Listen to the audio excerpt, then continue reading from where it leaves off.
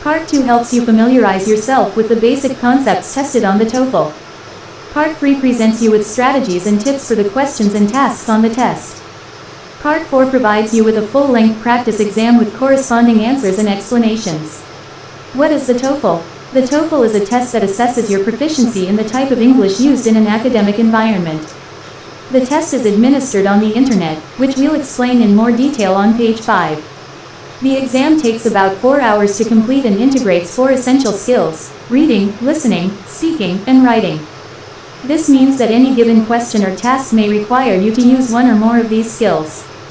For example, before attempting a writing task on the TOEFL, you may have to first read a passage and listen to a lecture on the topic. Fortunately, the TOEFL is not as daunting as it may seem because it tests each of the 4 skills in a fairly specific way.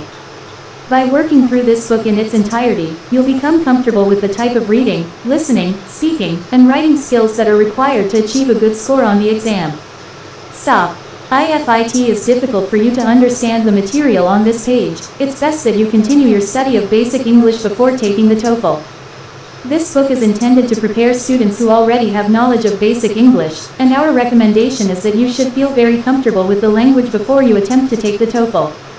The structure of the test, the TOEFL, is broken down into 4 distinct sections, one for each of the skills listed.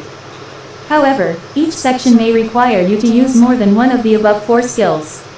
The structure of the test is as follows. For cracking the TOEFL IBT, 1 reading section, consisting of 3 to 4 passages that are roughly 700 words each.